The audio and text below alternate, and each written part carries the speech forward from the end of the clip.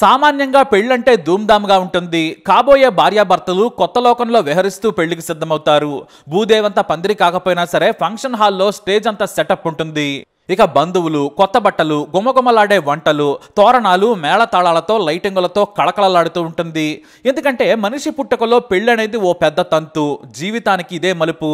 కాబట్టి భారతీయ సంప్రదాయంలో పెళ్ళంటే ఓ పెద్ద వేడుక.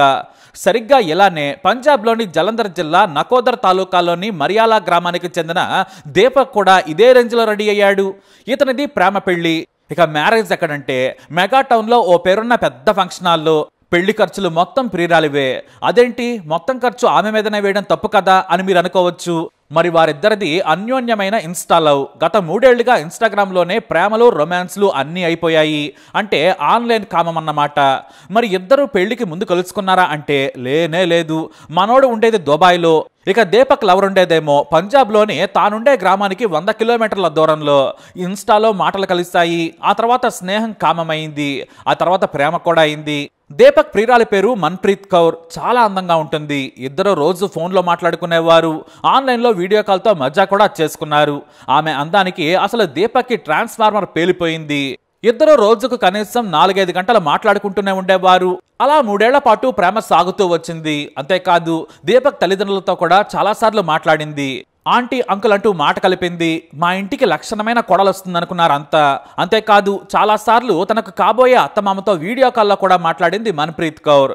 దీపక్ వైపు నుంచి అంతా రెడీగా ఉన్నారు. అయితే పెళ్లి చేసుకుందామన్నాడు దీపక్. ఆమె కూడా సరేనంది. తన తల్లిదండ్రులను తీసుకొని మా ఇంటికి రమ్మని కోరాడు దీపక్. ఆమె వద్దని చెప్పింది. మా నాన్న ఆరోగ్యం బాగాలేదు, మా అమ్మ హెల్త్ కూడా అంతంతే. నేను మొత్తం పెళ్లి ఏర్పాట్లు చేయిస్తాను. నువ్వు నా కోసం ₹1,00,000 ఇచ్చావు. నీ కోసం నేనే పెళ్లి ఏర్పాట్లు చేస్తాను. బట్టలు కొనుక్కొని మీ అమ్మా నాన్నకు కూడా కొత్త బట్టలు తీసుకొని బంధువులతో వస్తే చాలని చెప్పింది. ఇక ఫంక్షన్ హాల్ని కూడా బుక్ చేసి అడ్రస్ పెట్టేసింది. మీ తరపున ఎంతమంది బంధువులు వస్తారో చెబితే వంటలకు కూడా ఆర్డర్ ఇస్తానని చెప్పేసింది. దీపక్ 100 మంది వస్తారని చెప్పాడు. అవునా, మా తరపు బంధువులైతే ఎక్కువ మంది ఉన్నారు. దాదాపుగా 200 మంది వస్తారు.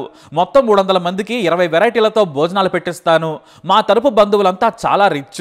నువ్వు సరాసరి పెళ్లి కొడుకు గెటప్లో ఫంక్షన్ హాల్కి పెళ్లికి ముందే రావాలి.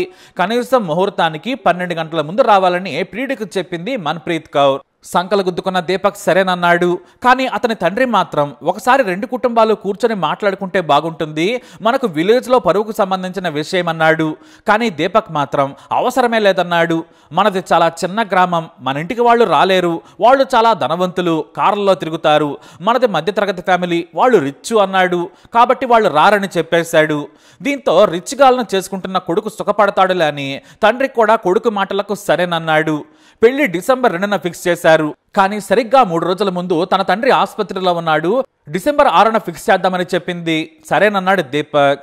డిసెంబర్ 4న తాను పెళ్లి కూతురు అయ్యేందుకు కొన్న బట్టలు కూడా చూపించింది మన్ప్రీత్. ఇక ఇటు తన పెళ్లి కొడుకు అయ్యేందుకు కొన్న షేర్వాణి కూడా చూపించేశాడు. బంధువులంతా వచ్చారు. తొందరగా మనం పెళ్లి చేసుకుందాం, శోభనం కూడా దుబాయ్లోనే అన్నాడు దీపక్.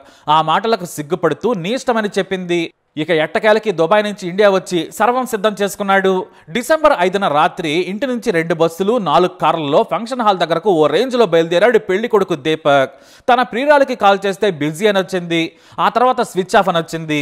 దీపక్ కాస్త కంగారు పడ్డాడు. ఎందుకంటే ఫంక్షన్ హాల్ లొకేషన్ అడుగుదామనుకున్నాడు.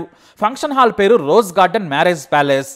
మోగా పట్టణంలో ఆ ఫంక్షన్ హాల్ ఎక్కడుందో తెలియదు, పేరు మాత్రమే తెలుసు. ప్రియురాలు ఇచ్చిన అడ్రస్ కనుక్కోవడం కష్టమైంది. అదే ముందలే టౌన్లోకి వెళ్ళాక ఎవరిని అడిగినా చెబుతారులే అనుకున్నాడు. చివరకు అడ్రస్ను గూగుల్ చేయగా తెలిసింది. దాదాపు 100 మందితో భారీగా ఫంక్షన్ హాల్కు చేరుకున్నాడు. రోజ్ గార్డెన్ మ్యారేజ్ ప్యాలెస్ అని రాసి ఉంది. కానీ ఫంక్షన్ హాల్ మాత్రం చీకటిగా ఉంది. లైట్లు కూడా వేసలేవు. దీపక్కి ఫ్యూజులు అవుట్ అయ్యాయి. అసలే పెళ్లి కొడుకు గెటప్లో ఉన్నాడు. తన లవర్కు ఫోన్ చేస్తే ఫోన్ ఏమో కలవడం లేదు. మెసేజ్లు పెట్టినా రిప్లై లేదు. ఫంక్షన్ హాల్ వాచ్మెన్ని పిలిచి మన్ప్రీత్ అనే మహిళ రేపు పెళ్లి కోసం బుక్ చేసిందా అని అడిగాడు దీపక్. రేపే పెళ్లిళ్ళు లేవు సారు, ఇంకా బుక్ కాలేదన్నాడు. దీంతో దీపక్ మైండ్ బ్లాంక్ అయిపోయింది.